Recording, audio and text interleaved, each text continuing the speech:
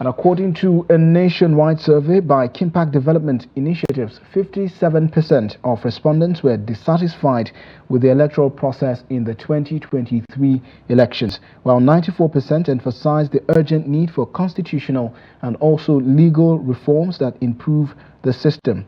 It is against this backdrop that stakeholders in the electioneering sector are seeking reforms in areas such as INEC Leadership Selection Process, among others, in order to help achieve credible elections in Nigeria. Trust TV's Noel Samson has more.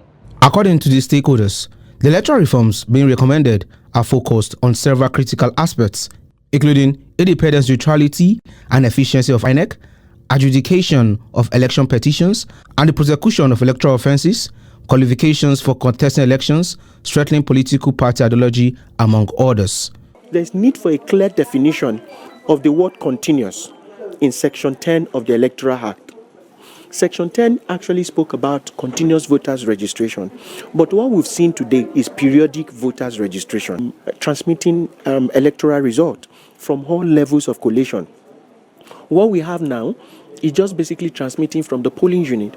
We are saying transmit at the ward level, transmit at the LGA level, transmit at the state level. Electoral reforms are actually crucial for us to be able to get young people interested again in the process, considering the amount of young people we have in Nigeria. I think they are the major demographic of people of individuals in Nigeria. So it is important that young people are part of the electoral process so that they are able to turn out during elections and that their votes count. Okay, we have the establishment of an electoral offence commission. We have the post-election petition resolutions. We have timely transmission of election results, INEC leadership selection process reform, and interpretation and amendment.